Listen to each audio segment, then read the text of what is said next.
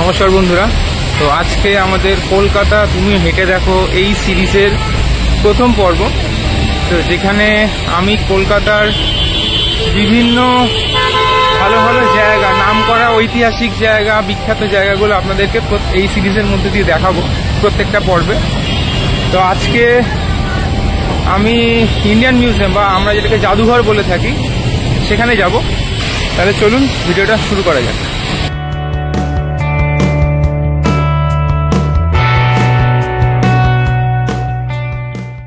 কলকাতার Indian museum বা জাদুঘর হল ভারতের বৃহত্তম জাদুঘর, যা 1814 সালে এশিয়াটিক সোসাইটি অব বেঙ্গল কলকাতায় প্রতিষ্ঠা করে। এটি বিশ্বের অন্যতম প্রাচীন জাদুঘর, যেখানে শিল্পকলা, পুরাতত্ত্ব, নৃতত্ত্ব, ভূতত্ত্ব, প্রাণীতত্ত্ব এবং অর্থনৈতিক উদ্ভিজ্জের মতো 6টি ভাগ রয়েছে। জাদুঘরের কমপ্লেক্সের একদম মাঝখানে রয়েছে বিশাল একটি মাঠ, যাকে ঘিরে দাঁড়িয়ে রয়েছে দোতলা এই জাদুঘর। কিভাবে পৌঁছবেন এখানে? দেখুন, এই হচ্ছে ধর্মতলা মোড় বা এসপ্ল্যানেড। আর আপনারা যদি এইখানে নামেন তাহলে আপনাদেরকে এই সাইডে, এই দিকটা দিয়ে হেঁটে 10-15 মিনিট যেতে হবে। এই যে দেখছেন সামনে এসপ্ল্যানেডের মেট্রো স্টেশন, এইটা দিয়ে আপনাদেরকে বাঁ সাইড দিয়ে হেঁটে স্ট্রেট বেরিয়ে যেতে হবে। এই যে আমরা ব্রিজের সাইড দিয়ে হেঁটে এলাম, এই যে ব্রিজ উঠে যাচ্ছে। আর এই যে সাইডটা দেখছেন, এখান থেকে কিন্তু মিউজিয়ামটা স্টার্ট হচ্ছে। মিউজিয়ামটা কিন্তু এই সাইডেই। তো আমরা এই ফুটপাথ দিয়ে উঠে গেলেও হবে। তার আগে চলুন আপনাদেরকে দেখিয়ে দিই সামনে কোন মেট্রো স্টেশনে কোন গেট থেকে বেরোবেন। সব থেকে সুবিধা হচ্ছে পার্ক স্ট্রিটে এলে, পার্ক স্ট্রিটে গেট নম্বর 1 দিয়ে বেরোবেন।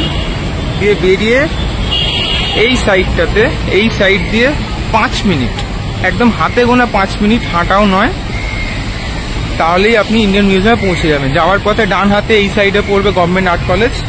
গভর্নমেন্ট আর্ট কলেজকে পেছনে ফেলে আপনাকে একটুখানি জাস্ট এগিয়ে যেতে হবে।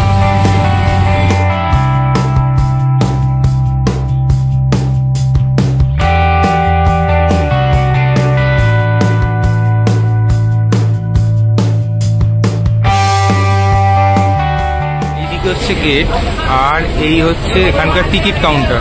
চলুন ভেতরে গিয়ে ডিটেলস দেখাই। এইখানে টিকিট কাউন্টারের ঠিক পাশেই দেখুন, এখানে ইনস্ট্রাকশনস দেওয়া রয়েছে যে প্রতিদিন সকাল 10টা থেকে সন্ধ্যে 6টা পর্যন্ত খোলা, শুধু সোমবার দিনটা বন্ধ থাকে। আর টিকিটের এখানে দেওয়া রয়েছে 75 টাকা করে সবার জন্য, 18 বছরের নিচে হলে 20 টাকা, আর ফরেনার হলে 500 টাকা। আর যদি আপনি স্মার্টফোন দিয়ে ফটোগ্রাফি করেন তার জন্য 50 টাকা, তার উপর আবার জিএসটি পড়বে। ডিএসএলআর দিয়ে করলে 100 টাকা, আর ক্যামেরা দিয়ে ভিডিওগ্রাফি বা এরকম টাইপের কিছু করলে 5000 টাকা সামথিং, এরকম সব রয়েছে। তো এখানে হিন্দিতে ইংলিশেও দেওয়া রয়েছে, সেম জিনিস। এই দেখুন, আমরা টিকিট কেটে বেরোলাম। তো মোবাইলে ফটোগ্রাফির জন্য 59 টাকা কেটেছে উইথ জিএসটি। আর এইদিকে হচ্ছে এন্ট্রি ফি হিসেবে, আমরা দুজন যেহেতু রয়েছি তাই 75 টাকা করে 150 টাকা কেটেছে। দিয়ে এদিক দিয়ে বেরিয়ে এবার আমরা এই সাইডে যাবো এন্ট্রি গেট দিয়ে ঢোকার জন্য। ওখানে হয়তো ব্যাগ ফ্যাগ চেকও করবে। এখানে ঢোকার সময় ব্যাগ জমা দিয়ে ঢুকতে হলো, ব্যাগ দিয়ে দিলাম। আর তার বদলে ওখানে টোকেন দিয়েছে, যখন বেরোবো তখন এই টোকেনটা দেখে ব্যাগটা কালেক্ট করে নিতে হবে। এইখানে সিকিউরিটি চেক আপ হবে, তারপর আপনাদেরকে ঢুকতে দেবে। এখানে ঢুকেই দেখুন মূর্তি দেখা স্টার্ট হয়ে যাবে শুরু থেকেই। আশেপাশেই শুরু হচ্ছে মূর্তি দেখা। আর এইদিকে সব ইনস্ট্রাকশন দেওয়া আছে কোন ফ্লোরে কি রয়েছে। দোতলা রয়েছে, তো আমরা যাবো প্রত্যেকটা জায়গায়। ঢুকেই প্রথমেই দেখতে পাবেন এই কল্পতরু বৃক্ষ, যেটা লাল বেলে পাথর দিয়ে তৈরি। দেখুন এখানে ফার্স্ট ফ্লোরে কোথায় কি আছে সেটা ইনস্ট্রাকশন দেওয়া রয়েছে। তো এই দিক দিয়ে উঠবো, চলুন ওঠা যাক।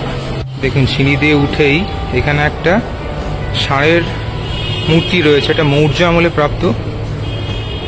আর এটা বিহার থেকে পাওয়া গেছে। এখানে সব লেখা আছে পাশে পাশে। আজকে মিউজিয়াম বেশ ফাঁকাই রয়েছে, তো আমরা ফার্স্ট ফ্লোরে চলে এসেছি। এবার একটা একটা করে এক্সপ্লোর করব। একদম তো সব দেখানো সম্ভব না, বাট চেষ্টা করব যতটুকু দেখানো যায়।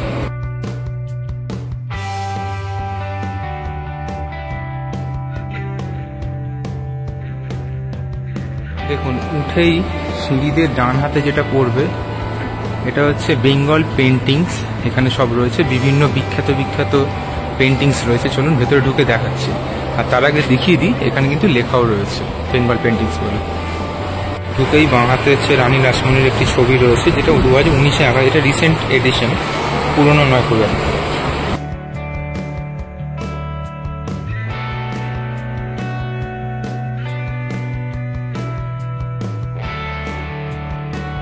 এখানে প্রত্যেকটা ছবির নিচে নিচে তার সম্পর্কে দেওয়া রয়েছে, তার ডিটেলস আর কি। দেখুন এখানে এই যে ছবিগুলো দেখছেন, এগুলো কিন্তু সব নন্দলাল বসুর আঁকা ছবি। এখানে বিভিন্ন বিখ্যাত বিখ্যাত আর্টিস্টের ছবি রয়েছে এবং সেই ছবির নিচে সেই আর্টিস্টের নাম, কত সাল ইত্যাদি সব লেখা আছে, সব লেখা। এইখানে রয়েছে যামিনী রয়ের পেন্টিংস, খুব দারুণ জিনিস, এগুলো এসে দেখলে সত্যি ভালো লাগবে।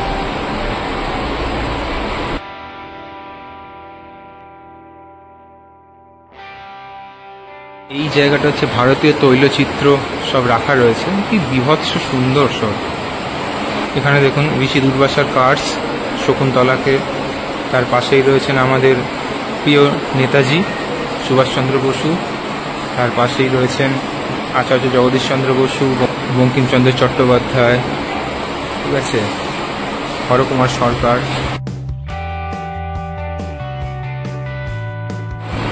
এই রুমে যত ছবি দেখছেন এগুলো কিন্তু সব ভারতীয় চিত্রকলা মধ্যযুগের। এর পাশে আরেকটা রুম আছে, চলুন সেদিকে যাচ্ছে, সেখানে আবার অন্য ছবি রয়েছে। দেখুন এটা আরেকটা রুমে এলাম, এখানে সব ইন্দো পার্সিয়ান চিত্রকলা রয়েছে।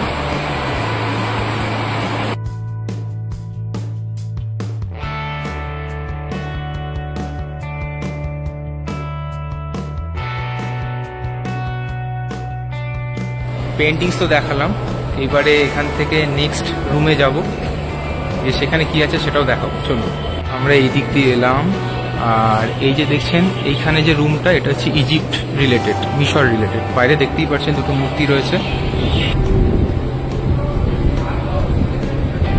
স্ফিংস। এটা এই রুমটার ভেতরে কিন্তু ইজিপশিয়ান মামি রয়েছে, কিন্তু এর ভেতরে কোনো রকম ফটোগ্রাফি ভিডিওগ্রাফি হয়তো অ্যালাউড নয়, সেই জন্য হয়তো দেখাতে পারবো না আপনাদের। ইজিপ্ট রিলেটেড যে ঘরটা ছিল সেটা তো দেখে বেরোলাম, খুব সুন্দর। ওখানে একটা মমিও রাখা রয়েছে, এছাড়া আরও অনেক ইজিপশিয়ান জিনিসপত্র রয়েছে, ওদের সম্পর্কে অনেক কিছু দেওয়া রয়েছে। তো এবারে বাইরের দিকে আর কি আছে সেগুলো দেখবো।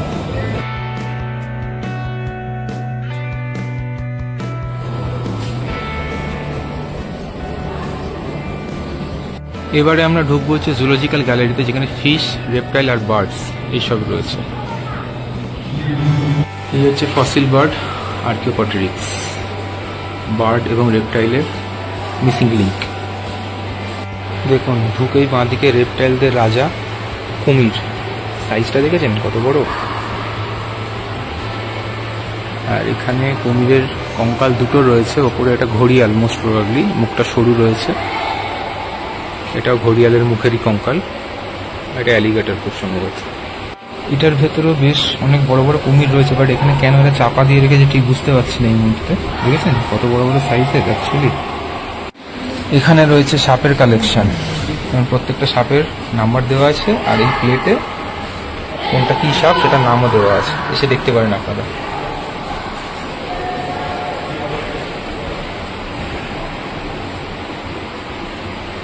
সাপও রয়েছে, গিরগিটি টাইপের জিনিসও রয়েছে। এটা হচ্ছে ফিশ গ্যালারি, যত রকমের মাছ রয়েছে এখানে গিয়ে দেখতে পাই। দেখুন এখানে বিভিন্ন টাইপের মাছ, সামুদ্রিক মাছ প্রিজার্ভ করা রয়েছে অ্যালকোহলের মধ্যে।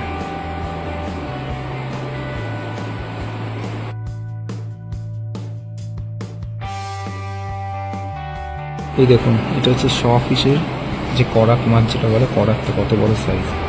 আর এটা হচ্ছে শর্ট ফিশ, বিশাল বড়, বাপরে বাপ, দেখেই ভয় লাগছে। ফিশের চেম্বারের বাইরে এদিকে দেখুন টেক্সটাইল বা বয়ন শিল্প, এটা একটা দেখাচ্ছে, চলুন দেখে নিই। এটাও বিভিন্ন টাইপের কাপড় রয়েছে, এগুলো দেখতে পারবেন।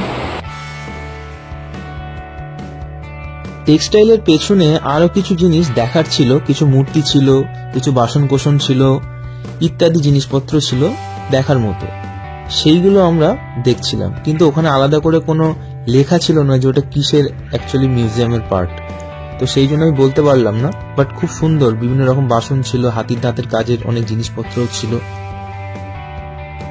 এগুলো মোস্ট প্রবাবলি হাতির দাঁতের ওপর খোদাই করা। এখানে অনেক রকমের বার্ড রয়েছে, এটা হচ্ছে পেলিকান, আর বাকি বার্ডগুলোর নাম এখানে দেওয়াও আছে। এখানে প্রচুর এরকম বার্ডস রয়েছে, সবই আপনারা দেখতে পারবেন ঘুরে ঘুরে। এই পাখিটাকে বলে হোয়াটস জিন, একে লিভিং ফসিলও বলা হয়। কারণটা কি দেখাচ্ছি দেখো।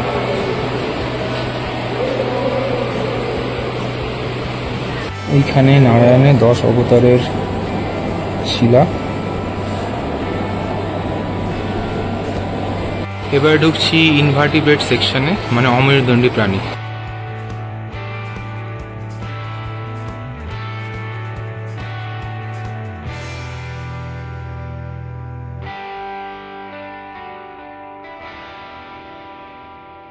এইখানে রয়েছে বিভিন্ন টাইপ অফ স্পঞ্জ, যাদেরকে পরিফেরা বলা হয় বা পোর বিয়ারিং। এগুলো বায়োলজির বইতে আপনারা পাবেন।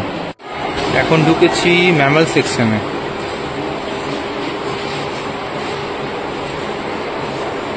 এটা হচ্ছে ইন্ডিয়ান এলিফ্যান্ট, আর এইদিকে হচ্ছে জিরাফ রয়েছে, ওইদিকে হিপোপটেমাস, সব পরপর রয়েছে।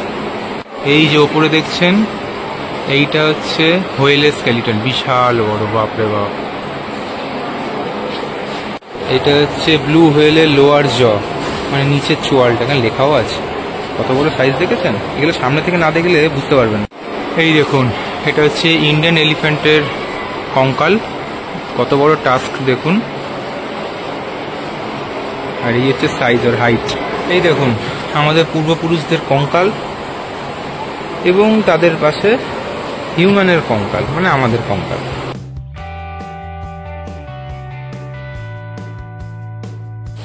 এই ফ্লোরে প্রত্যেকটা জায়গাতে এরকম বসার জায়গা রয়েছে অনেক, কিছু জায়গা অন্তরন্তরই। আর এই মুহূর্তে হালকা বৃষ্টি শুরু হয়েছে। তো এই ম্যামেল সেকশন দেখে বেরোলাম, বেরিয়ে এবারে এই সাইডটাতে যাব, দেখবো কি আছে। ছিল ম্যামেল সেকশন, পেছনের দিকে দরজা, আর এর ঠিক অপোজিটে আছে জুলজিক্যাল গ্যালারি ইকোসিস্টেম। চলুন দেখি এর ভেতর কি আছে। এখানে দেখানো রয়েছে মেরিন ইকোসিস্টেম, এখানে কনিফার ফরেস্টের ইকোসিস্টেম দেখানো। আর এর ঠিক পাশেই রয়েছে হাই অল্টিটিউড, যেটা অ্যালপাইন বলা হয়, সেইখানকার। এখানে এরকম আরো অনেক ফরেস্ট, রেন ফরেস্ট সব দেওয়া রয়েছে। গ্যালারিটার ভেতর দিয়ে এই সাইডটা আছে বটানিক্যাল গ্যালারি। চলুন দেখি এর ভেতরে কি আছে, চেষ্টা করব দেখানোর। এই হচ্ছে বটানিক্যাল গ্যালারি, সবই গাছ রিলেটেড জিনিসপত্র রয়েছে।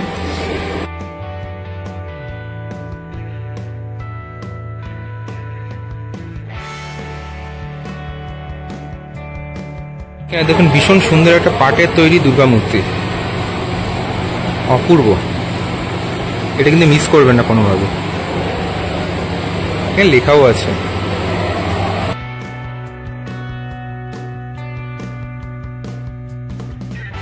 এখানে কিন্তু পুরো জায়গা জুড়ে গাছগাছালি যত রকম হয়, মেডিসিনাল বা চাষাবাদ রিলেটেড, পাট ইত্যাদি বিভিন্ন কিছু রয়েছে দেখার মধ্যে। এইখানে বেরোনোর আগে হঠাৎ দেখতে পেলাম উডেন প্রিন্টিং ব্লকস, যেগুলো সেইগুলো যে বিভিন্ন ছাপ টাইপের যে ব্যাপারগুলো থাকে, দারুণ। তো এইগুলো তো দেখালাম, বটানিক্যাল পার্টটাও দেখালাম, কত রকমের গাছ, কত রকমের অয়েল সিড, পাট, ভেজিটেবলস, অনেক কিছু ছিল।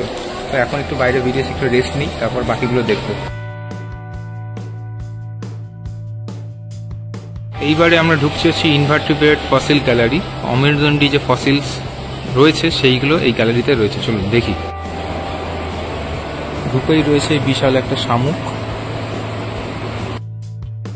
ভেতরে রয়েছে বিভিন্ন যুগের ফসিলাইজড পাথর বা আরো অন্যান্য জিনিস, যেগুলো কালক্রমে সংগ্রহ করা হয়েছে, এবং এইগুলোকে এক একটা করে ধরে ধরে বলা সম্ভব নয়, আপনাদেরকে গিয়েই দেখতে হবে। আপাতত ফার্স্ট ফ্লোরটা দেখে শেষ করলাম, এবারে গ্রাউন্ড ফ্লোরে যাব, ওখানে কি কি আছে সেগুলো দেখানোর চেষ্টা করব।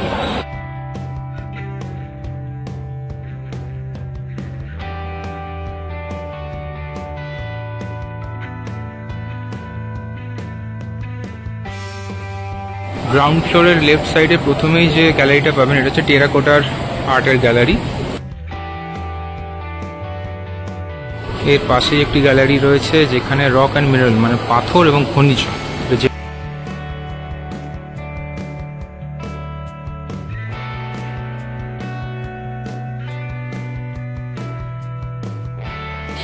এইদিকে রাস্তাটা হচ্ছে, এই যে গ্যালারিটা দেখতে হচ্ছে, এটা হিউম্যান এভলিউশন, কিন্তু এখানে ভেতরে এখন কাজ চলছে, সেই জন্য বন্ধ রয়েছে। এটা বুদ্ধার ফুটপ্রিন্ট।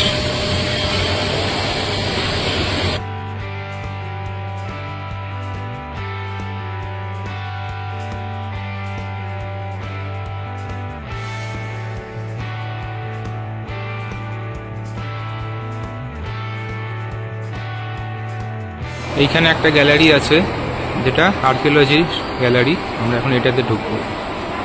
ভেতরে ছিল বিভিন্ন রাজার আমলের খোদাই করা মূর্তি এবং এছাড়াও বৌদ্ধ আমলেরও বেশ কিছু মূর্তি এবং স্থাপত্য। সে দেখলে আপনাদের চোখ জুড়িয়ে যাবে।